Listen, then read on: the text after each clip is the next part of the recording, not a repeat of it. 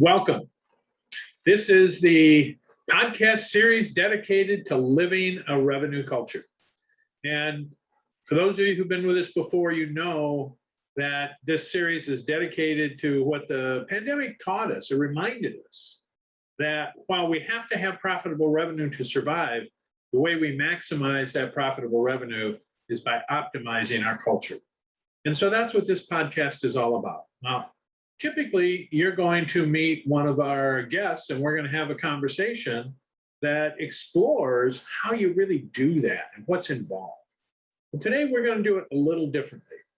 We've had a series of questions, and we're going to address 6 today from people who, experienced the podcast, been on the podcast, watched the podcast. And it's become clear that those 6 questions, if we have a conversation today about them, answer some of them, it will make the experience of the future podcasts better. So today we're going to focus on 6 questions, and we're going to pretend like you're sitting there having a conversation with me, and I'm going to do my best to respond to those 6 questions as it relates to this podcast series. So the first question is, why this podcast? And the answer to that is, we got way too much to lose. We're at a point in history where if we don't do things right, if we don't have good leaders in good cultures and they don't focus on ideal buyers, their business won't survive. And we've got too many of us are really, really good at doing certain things. The problem is some of those things they're really good at doing, nobody really values. And so we're going to talk about some of those today, but I thought of an example, when this question came up. And I don't know how many of you have spent time in Boston, and if you have, if you've ever been on their subway. But the first time I went down to the subway, I'm colorblind, and I didn't realize the way you find out where you're going is by color. And so very quickly, I was really, really productive. I got on a particular train, I was moving, I was getting someplace really fast until I realized I couldn't tell the right colors and I was going the wrong direction. I was doing a great job getting there, just happened to be the wrong place. And today, too many of our businesses, that's what they do. They're doing something really well, they're doing it fast, they're very efficient at it, they're running at a high rate of speed, and they're chasing profit and squandering their culture. Because who wants to work someplace where they're working you really hard, you're working really fast, and you know you're going the wrong direction? So this podcast is to help us take the myth out of how business works so that we can engage the goals of the organization with the power of a culture that's excited about the work and fulfilled by doing it. So that's why this podcast needs to be, and it needs to be today. So who is this series for? That's the second question. Well, this series is for anybody who is either in business working, wants to be in business working, who owns a business, is a stakeholder in a business, or wants to be an owner or stakeholder in a business. It's for anybody who really wants to figure out, how do I maximize my profits and optimize my culture, and they're not separate things. Anybody who recognizes that those two things are a compound issue. And if I really want to make the most money, which makes sure that my organization survives, I need to do it by optimizing my culture. So the third question is, all right, this is about business, and the podcast is about how we optimize the business or the culture of the business and maximize the profit. So what's really the purpose of a business? And it's interesting, the podcast takes the position that most businesses do this backwards. Most businesses believe, and we'll talk more about this in a minute, that their goal is to make as much money as possible. Well, certainly they need to make enough money to survive in the short term and thrive over the long term. But oftentimes when people say make the most money possible, they really mean at the expense of somebody else. And the truth is, you make the most money possible when you transfer the most value to someone else. So this podcast is really going to be from the ultimate buyer's frame of reference. So how do we create great value?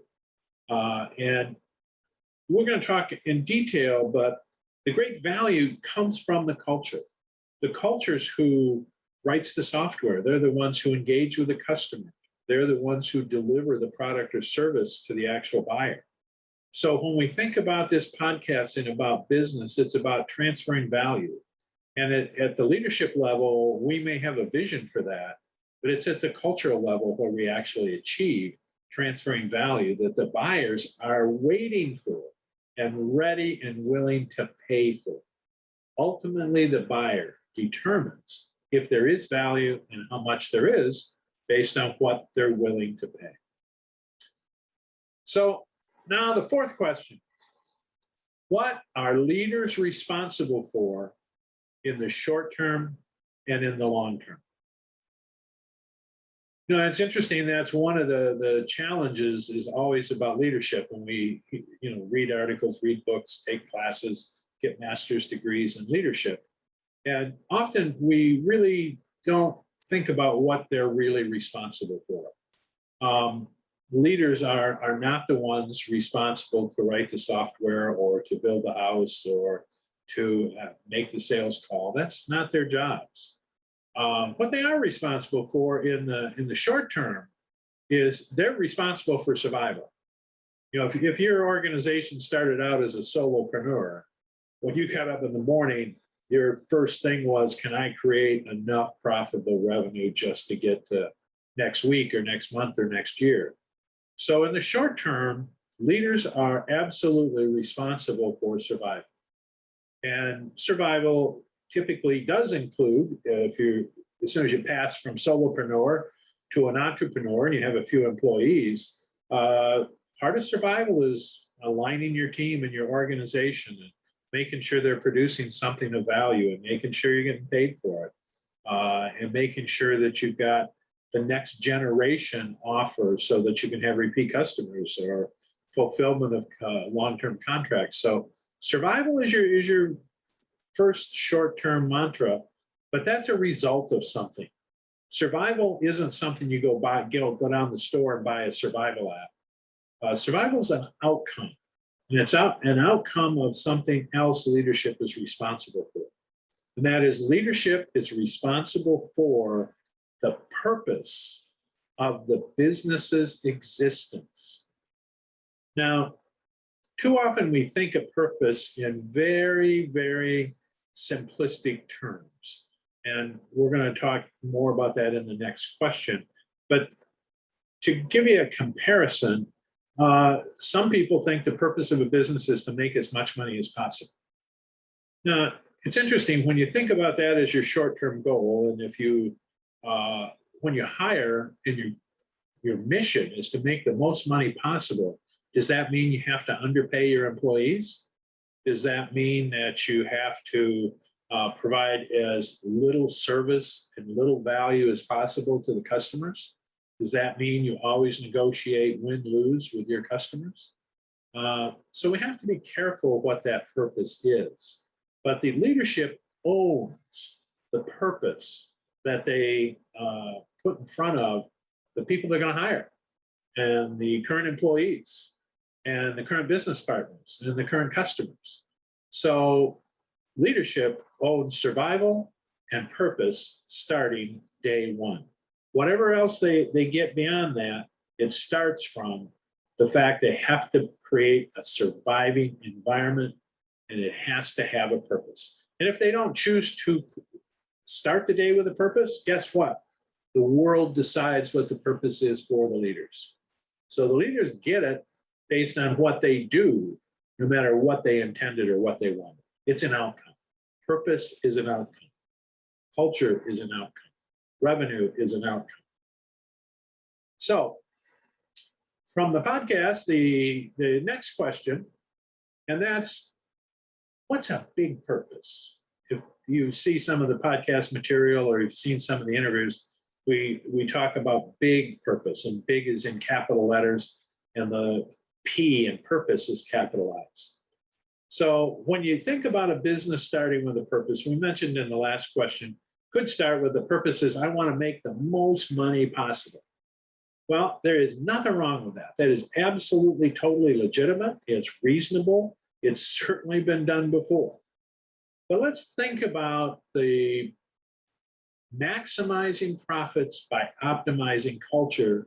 And if your purpose is to make as much money for the owner or the stakeholders as possible, let's think about what message that's telling the rest of the world.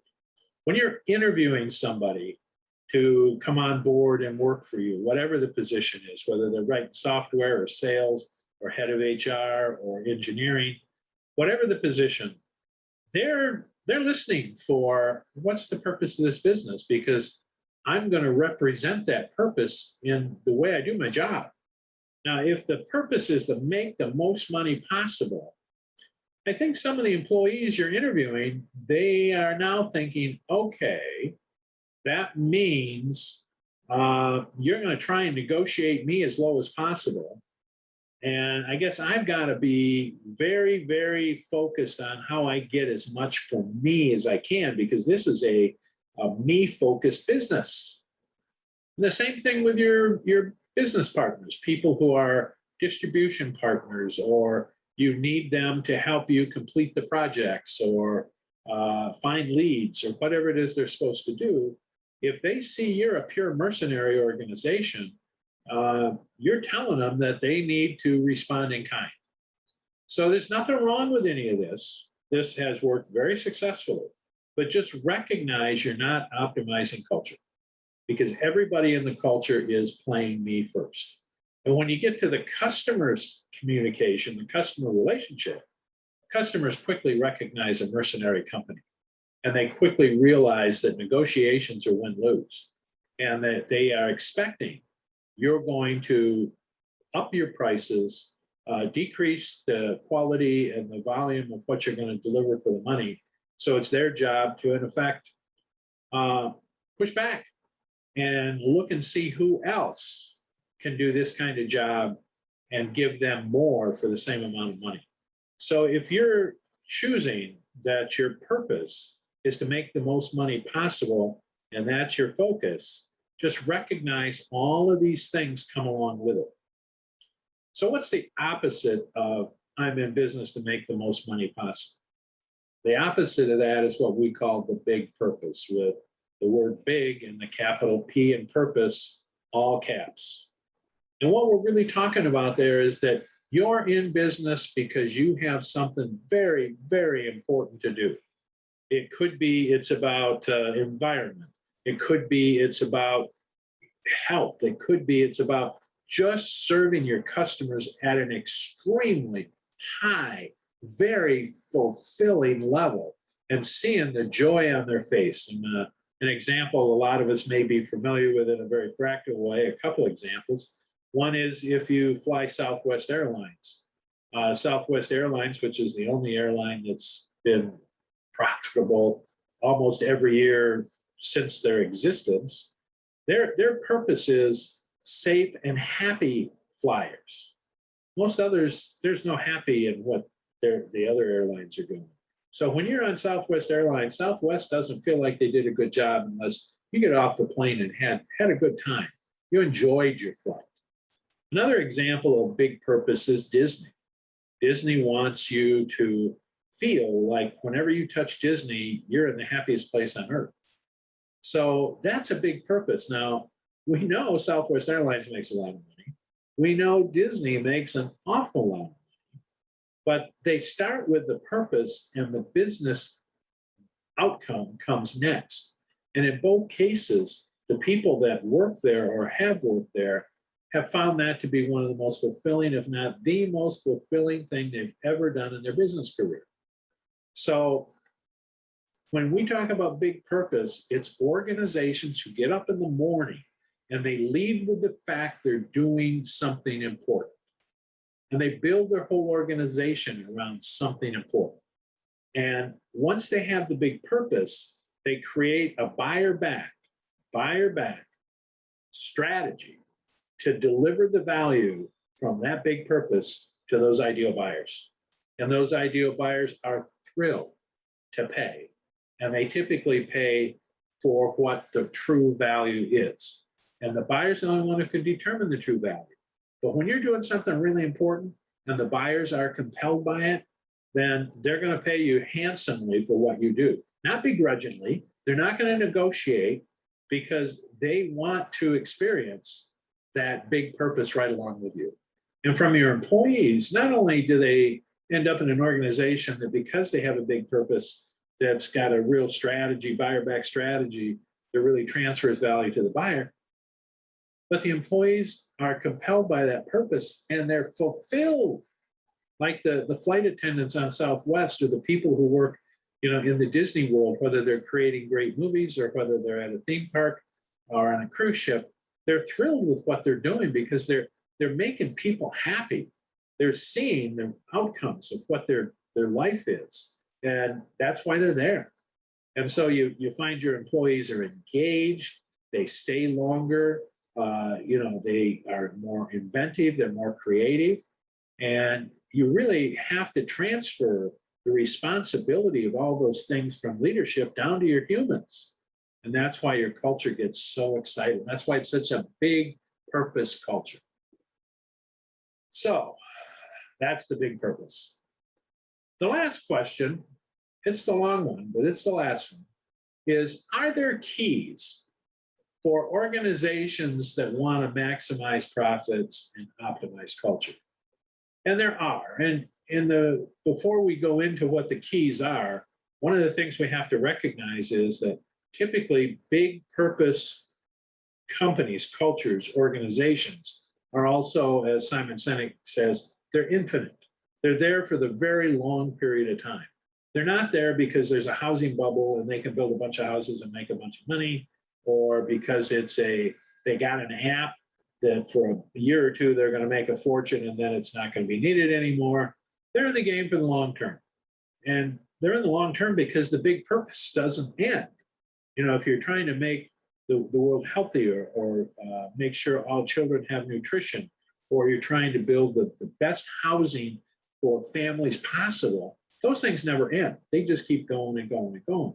So the first thing is to recognize when we talk about these keys really are optimized both for profits and for the culture in scenarios that are long-term. Short-term can apply them as well, but they don't tend to have the discipline and the intentionality in the short term that those who want to be around for the long term. So this last question is mostly emphasized for those of you who are either in the game as employees or owners or leaders for the long term. So the first one is one of the keys we just talked about, it's big purpose. And if you don't have an intentional big purpose, the world is going to give you one. And most of the time, the one they're going to give you is probably you have a money first, selfish, mercenary kind of purpose. Now, occasionally you just are so fixated, fascinated, engaged with something really, really, really important to you that you don't even realize that you're not expressing this to the world. So for some of you, you need to just take a step back and say, oh my gosh, I'd forgotten. I was really started this business because of something I realized about my children. And that made me committed to this approach to education. And yes, we make a lot of money, but that's not why we do it. So recognize your big purpose, because if you don't recognize it, you don't articulate it, you don't talk about it, first you'll have a hard time recruiting the employees you really want, which means you'll have a hard time having the culture, the optimized culture. Second thing is you'll have trouble recruiting the right customers. And so customers are part of your culture just as much as your employees and your leadership is. So that big purpose, so people can recognize really what's driving your organization is really important. The second thing is leadership team. And if you recruit a leadership team or you have a leadership team that is not aligned to the big purpose and its ability to transfer value to those ideal buyers who are as excited about the big purpose as the leadership team and the culture, then you've got a problem. And you're going to have conflict between leadership and the culture. And that's why, we all know employees leave their boss. And so if you've got a boss that's not as engaged in the big purpose, you can expect your people to be leaving. If they're all about the big purpose, they're going to be frustrated, not just because maybe they don't like the boss, but because the boss is stopping them from doing something really, really, really important to them. Now, if you're a mercenary organization, you hire mercenaries, and mercenaries, they're going to leave when somebody makes them a better offer. Otherwise, they're there for the money. And as long as you've got a great package for them and a great opportunity, you'll keep the mercenary people until somebody else has got a better package.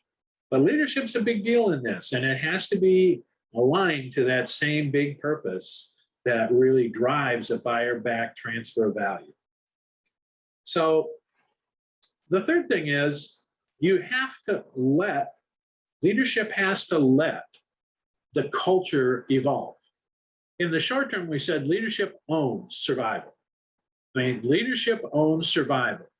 Now, once it's your organization surviving, now the next thing is you got to say, all right, how do I get to the next level? And that, to my knowledge, there's no way to clone a CEO or a CFO or a CIO or a CMO and let them now just do more work and scale. What you really are going to do next is you're really asking your team to create the next new product, to understand the evolution in the market so we can continuously improve, to have the relationships with our clients so that the client believes we really have their best interest at heart, to create the relationships with our business partners, and on and on and on. It's our culture that is going to be creative, innovative, operationally excellent, whatever all those terms are that we have to do over time. So we have to create a culture of people who are compelled. We know that whatever we hire somebody to do, if they're really, really, really good at it, that's nice. But whatever skill we brought them in for within 2 to 5 years, that skill will have completely changed. And so maybe they're not really as good as they were. Maybe they don't fit at all anymore. But when you bring somebody in who's compelled by your purpose and is fulfilled by transferring the value to the customer, that person will relearn or learn to begin with the skill they need to make that all happen. Number 4, long-term infinite. And this is important because too often we have a company where we honestly believe we're in this for the long term. We honestly believe we have a big purpose. Yet we listen to business myth, or we listen to Wall Street, or we listen to some voice on our board that is driving for a short-term, quarterly, monthly, annual, highest possible return. Well, we know from research that the highest possible short-term return often is a result of eating our long-term future. And part of that long-term future is we're really beating up our culture so that the people that we really need, who really were compelled by our purpose, who were fulfilled by delivering, leave the company. And so we can't give up the fact we're in the infinite game. And we can't have only short-term metrics. We have to look beyond the short-term numbers. So this podcast is going to help us focus on that. The 5th one of these keys is value transfer is the ultimate measure. When we're all said and done, our success or failure is going to be the result of our culture's ability to transfer the value from our big purpose to ideal buyers who can monetize that value. And that's what the whole thing is all about. So anytime we create processes or KPIs or anything else that gets in the way of that, we're hurting both our ideal buyer, we're hurting our culture, and we're hurting our organization. And so number 6 in these 8 items is really that ideal buyer. One of the things a really strong culture recognizes, and more so the employees in the culture than leadership typically, because leadership is typically a few levels or stages removed from the real buying relationships, where the people in the culture are intimate with the buyers. And so the ideal buyer is not the same as any buyer. And oftentimes we look at buyers and we have this myth that buyers are organizations. So we look at this organization and say, well, that organization needs what we do. Well, maybe we think so. But if there aren't any humans inside that organization that are compelled by our purpose, then that buying organization is probably not going to be our customer. And if they become our customer, we're probably going to be sorry. So focusing, recognizing, being able to identify, compel, and then transfer value to ideal buyers is absolutely something that we've got to do. And in this podcast, we're going to try and help people figure out how to do that. Number 7 is we have to maximize the profits, but that requires optimizing the culture, which includes the buyers. We can't scale, we can't innovate, we can't be creative, we can't be operationally excellent, sustainable. How do you do succession planning without being really aware and intimate with your culture? I mean, it's how do you possibly build replacements for senior leadership without recognizing the humans in the culture and helping them become more and more familiar with our purpose strategically as well as operationally and tactically. So it's really, really critical that we figure out how to do these 2 things together. And that we should be asking ourselves every day 1 or 2 questions about almost every decision we have to make is, what does it do to maximize profits and what does it do to optimize culture? And when we ask ourselves those questions, we got to be candid with our answers. And the more of us, if we're in a leadership meeting or a team meeting, if we ask that as a team, we'll typically get a pretty good answer in the outcome. So the 8th and final key, if you really want to maximize profits and optimize culture, is continuous improvement. And part of continuous improvement is the recognition and removal of the cost of the chaos to produce revenue. Chaos is typically a result of maybe not having a big purpose, or if we have it, we're not aligned to it, we're not executing with it. For example, we're not hiring people because they're compelled by the purpose. We're not hiring people who are fulfilled by transferring the value.